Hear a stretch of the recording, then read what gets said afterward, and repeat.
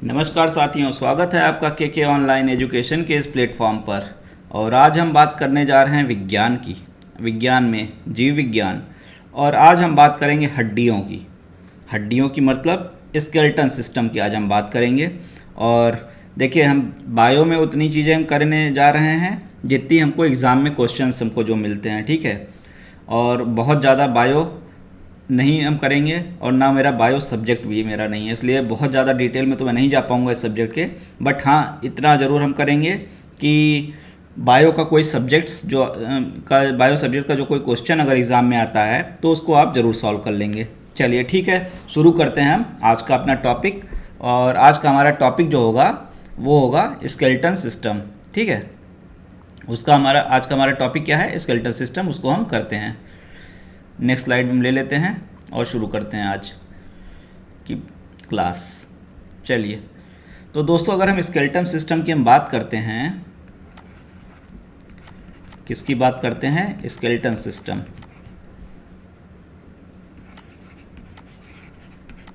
ठीक है, तो एक तो ये इसकी आवश्यकता किस लिए होती है? इसकी आवश्यकता होती है शरीर की गतिशीलता के लिए। शरीर की गतिशीलता के लिए।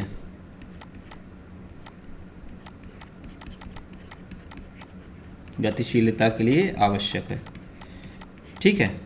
और अगर हम इसको हम बोलें तो ये दो पार्ट में हम इसको बांट सकते हैं, एंडोस्केलेटन और एक्सोस्केलेटन। एंडोस्केलेटन और कौन सा? एक्सोस्केलेटन, ठीक है। इसकी हम बात करें तो इसमें हमारी कौन सी आती हैं? अस्थियां जो हमारी आ जाती हैं, बोन और उपास्थि, कान वगैरह, ठीक है। और मांसपेशियां,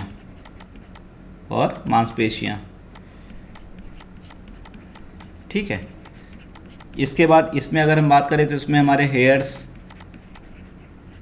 ठीक है, नाखून, नेल, और जो जैसे जो जानवर में गाय वगैरह का खुर देखते हैं ना, घोड़े गाय वगैरह का वो खुर, तो ये। और ये जनरली क्या होते हैं? प्रोटीन के बने होते हैं, केराटिन प्रोटीन के बने होते हैं। अभी पिछले भाग में हमने देखा था, केराटिन प्रोटीन से बने होते हैं। चलिए, बना दीजिए, ठीक है। और एक चीज़ वैसे होता है कि केराटिन जब जलता है ना तो बड़ा बदबू आता है। उसका कारण क्या होता है कि केराटिन के जलने से ना उसमें उपस्थित जो सल्फ़र होता है ना, वो सल्फ़र डाइऑक्साइड बना देता है। तो इससे क्या होता है, या सल्फ़र ट्राइऑक्साइड SO3 बना देता है, तो उससे बदबू आती है बहुत। चलिए नेक्स्ट पार्ट में हम चलते हैं। बोन की हम बात करते हैं तो मानव शरीर में कितनी हड्डियां होती हैं? बहुत अच्छे से आप जानते होंगे, अरशद वारसी ने मुन्ना भाई में बताया था। कितनी? 206। 206 हड्डियां होती हैं मानव शरीर में। मानव शरीर में 206 हड्डियां होती हैं,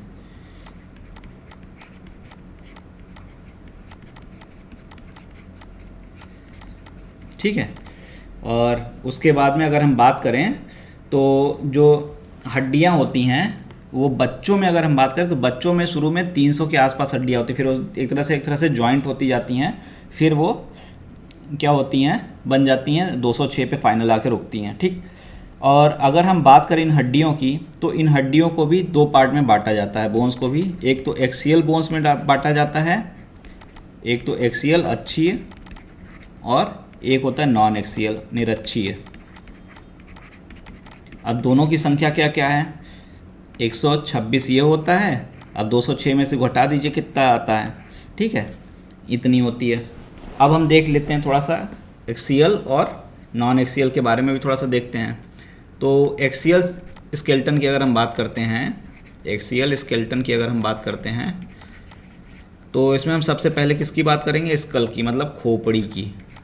क्वेश्चन पूछता है, जो क्वेश्चन पूछता है हम उतने पे लिमिटेड हैं, ठीक है, देख लीजिएगा। तो अगर आपसे क्वेश्चन पूछे कि खोपड़ी कितनी हड्डियों से बनी है, ठीक है, तो कितनी हड्डियां हैं टोटल? ऊपर में हो गई 9, चेहरे में होती हैं 14, कितनी हड्डियां होती हैं? 14। और कानों में दोनों साइड में 2 2, कानों में दोनों साइड में 3 × 2 बराबर हो गई 6। 14 6 और ये कितना हो गई टोटल कितना आ गया हमारा 14 6 20 और 29। ठीक है, तो टोटल हमारे ऊपर में क्या हो गई, कितनी हड्डियाँ हो गई। ठीक है, खोपड़ी वाले जितना हमारा ऊपर का हिस्सा आता है कितनी हड्डियाँ हो गई टोटल 29। ठीक है, नेक्स्ट स्लाइड में चलते हैं। तो नंबर ऑफ हड्डी जो इधर मिली कितनी मिली, टोटल हड्डी कितनी मिल गई इधर 29 नंबर याद रख लीजिएगा।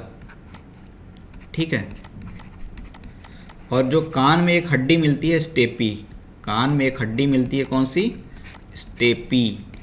एक घास भी होती है स्टेपीज, प्रेयरी और।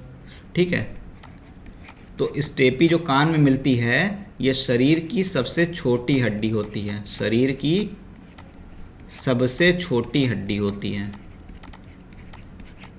सबसे छोटी। आते हैं उसके बाद हम लोग गर्दन में, ऊपर से चले थे नीचे आ गए गर्दन में हम लोग। तो गर्दन से एक श्रृंखला शुरू होती है, क्या होती है, गर्दन से एक श्रृंखला शुरू होती है, गर्दन से एक श्रृंखला शुरू होती है। और अगर हम इसका वर्टिब्रल कॉलम कहते हैं इसको, अगर हम इसका फॉर्मूला लिखें तो C7 T12 L5 SC। ठीक है, 1 चैम्पियंस ट्रॉफी लीग। ठीक है, और सुप्रीम कोर्ट, और 7 + 5 यहाँ पे 12 बीच में है, इधर 1 दे दीजिए, फॉर्मूला याद हो जाएगा आपको। CTL champions trophy league, supreme court, 7 और 5 12, 1 इधर है। ठीक है, ये हमारी कौन सी, सर्वाइकल, इसको बोलते हैं थेरेंज। ये हो गई लंबर, ये हो गई हमारी सैक्रल। ठीक है, ये हो गई हमारी कोडल। तो अगर हम टोटल कितनी हड्डियाँ हो गई काउंट करिए थोड़ा सा, 7 + 12 + 5 + 1 + 1 26 आएगा क्या, हाँ 26 आया।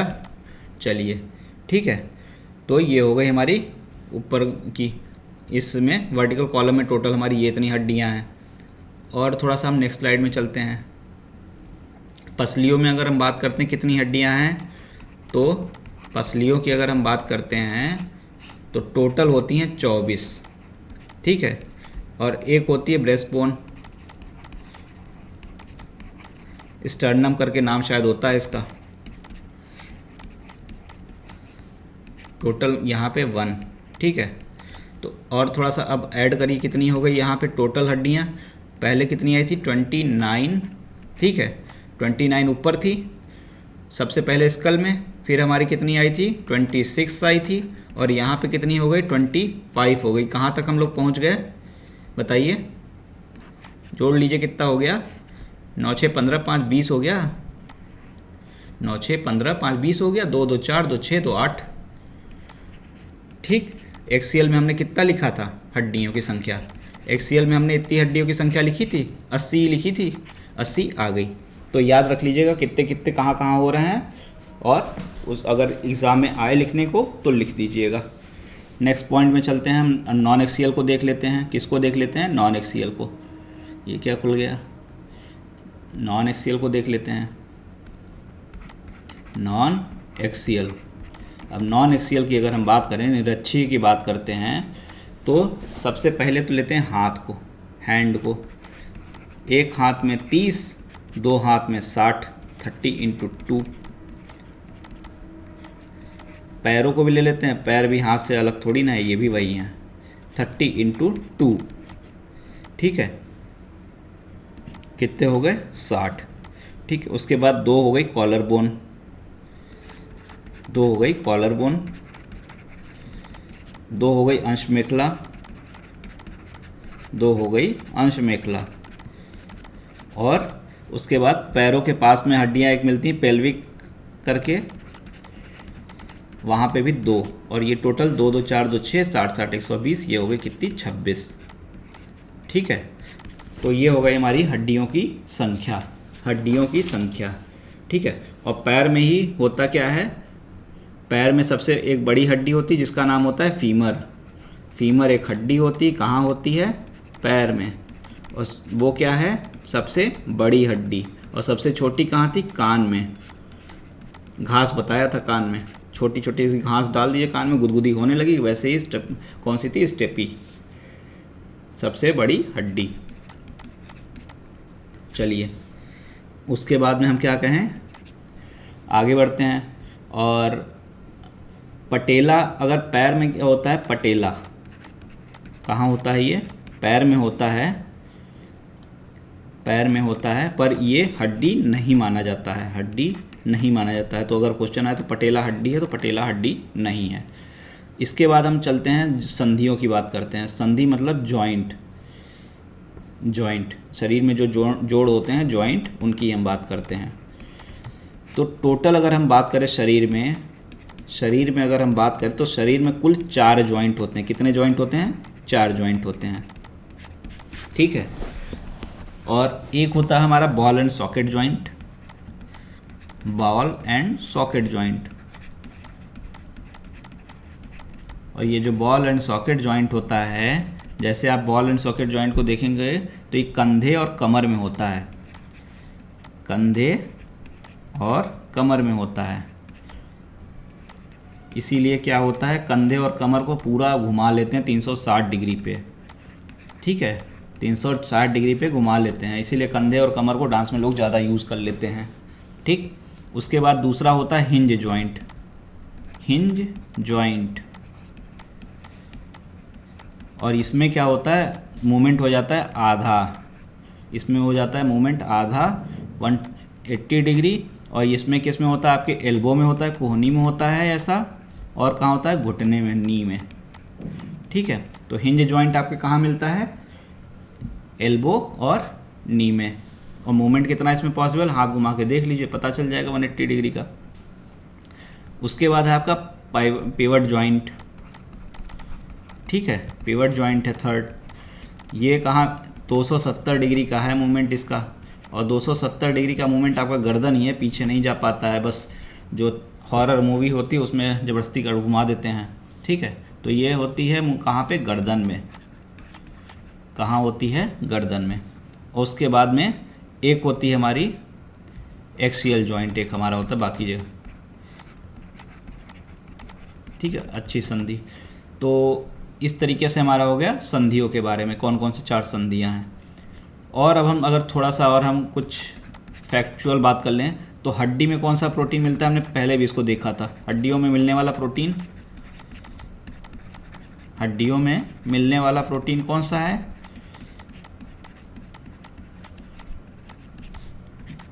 ओसिन, ठीक। और उसके अलावा अगर हड्डियों में अगर कैल्शियम की मात्रा ज़्यादा हो जाती है, Ca2+ की अगर ज़्यादा हो जाता है तो हड्डियां जो होती है भंगुर हो जाती हैं, हड्डियां भंगुर हो जाती हैं। इसके बाद हम थोड़ा सा बात कर लेते हैं मांसपेशियों की भी। हम किसकी बात कर लेते हैं? थोड़ा सा मांसपेशियों की भी, मांसपेशियों की। तो मांसपेशियों की अगर हम बात करें तो ये एक तरह से समझिए धागा है। क्या है? धागा। और ये धागा क्या करता है? हड्डियों को जोड़े रखने में सहायता करता है, हड्डियों को जोड़े रखने में सहायता करता है, जोड़े रखने में सहायता करता है,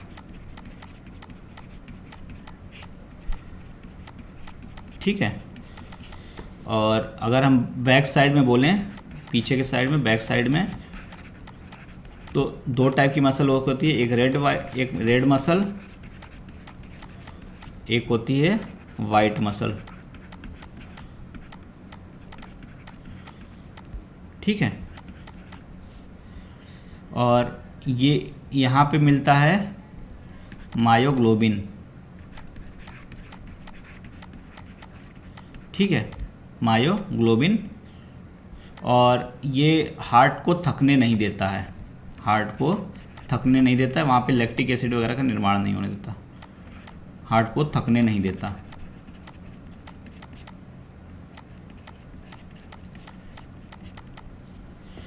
और इसमें जो क्या होता है, मायोग्लोबिन जो होता है यही इसके उपस्थिति के कारण ही ये लाल कलर का होता है, ठीक है। और ये हृदय में ही मिलता है, ये हृदय में मिलता है, ये हृदय में मिलता है और हृदय में मिलता है, और इसके वजह से क्या है, हृदय थकता नहीं है, ठीक।